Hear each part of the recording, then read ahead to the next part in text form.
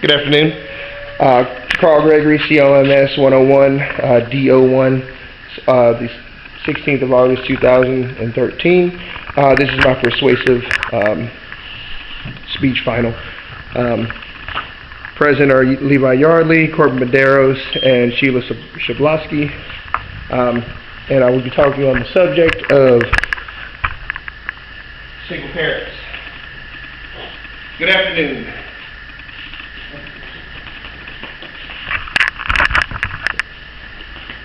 Good afternoon. My name is Carl Gregory. I, like many of you, are parents. But unlike some of you, I've had the distinct pleasure of having 3 children. Yes, 3 daughters. One is a teenager, and the other 2 are elementary and school age girls. I've been through the teenage drama. I've had the highs, lows, hormones, prepubescent life, and lived the telltale. How many of you have felt the distance between you and your hormone monster, as I like to refer to him? That's how I feel. I feel a disconnect and understand what I need to fix the problem now. God showed me through the Word the way to rear and raise His gifts to me, and that He's entrusted me with to do it His way, not my own. I've also made a lot of mistakes. I've shunned advances for attention from all my children and paid the price. I fought my way back to a position of influence in their lives, and I'll show you how to do so. Today I'll give you examples. I'll show you how the errors that many of us have made, some we don't know we make, and how they adversely affect our children. We don't stay stranded there, though, and I won't let you. I'll show you God's redemptive purpose for us as parents and how He wants us to lead our children. Bottom line, sex is everywhere. TVs, magazines, the schoolhouse and playground. Our kids are inundated with sex. We must take the time to talk to our children, period. Quality interpersonal communication has gone the way of the dodo bird. One of the scariest statistics, and I'm going to quote, I've ever heard came from the National Institute of Health this year, stating that teenage viewers saw 143 incidents of sexual behavior on network television on prime time each week, with portrayals of 3 to 4 times as many sexual activities occurring between unmarried partners as between spouses. Similarly, nearly half of all high school age students in recent studies stated that they've engaged in sexual intercourse, over 50%. And to further startle you, the vast majority have not engaged in vaginal intercourse, but more risky and risque behaviors. I don't think I need you to go there. In contrast to the positive light shown on these behaviors, only 2% of TV sexual encounters actually show or depict the multitude of positive or possible negative outcomes. 2%.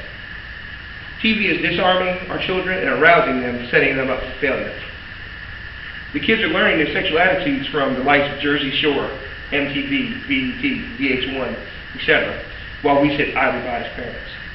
Gone are the days of abstinence before marriage and virginity, and we've allowed the second coming of the free love era to come down upon us. Here's another fun fact for you. Nearly 35% of all children live in single-parent homes.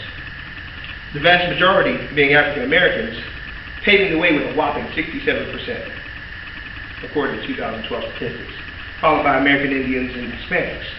Now, in contrast, 25% of white children live in these conditions. There's also a startling correlation between the instances of sexually transmitted diseases, pregnancy before marriage, pregnancy of teenagers, and single-parent families, as indicated here. In 2002, a non-intact family, which would be single parent or no parent, had 52% male sexual intercourse before marriage.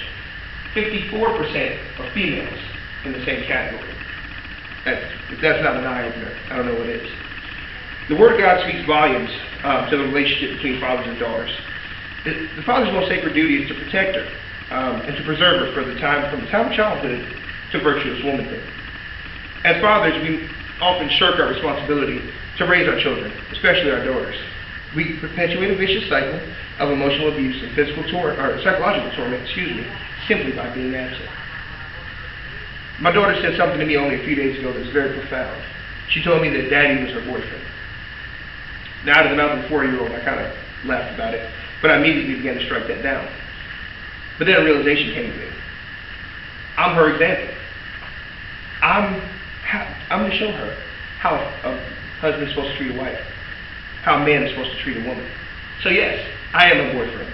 And in her mind and my own, I'll be her boyfriend until somebody earns that position. Our daughters crave and need male attention. In the article, Promoting Sexually Healthy Youth by Nicholas Lagina from 2002, Lagina speaks on the importance of warmth and communication with children. The author is noted, and I quote, as saying, "A lack of communication also affects behaviors and attitudes. In studies, young people who reported feeling a lack of parental warmth, love, or caring were most likely to report emotional stress, distress, lower self-esteem, school problems, drug and alcohol abuse, and sexually risky behavior." By taking the time, to talk to our daughters and sons, we establish open lines of communication, and we can speak openly and honestly about the importance of abstinence, the role emotions play in the sexual relationship, and at least, the very least, protection from STIs, or sexually transmitted infections.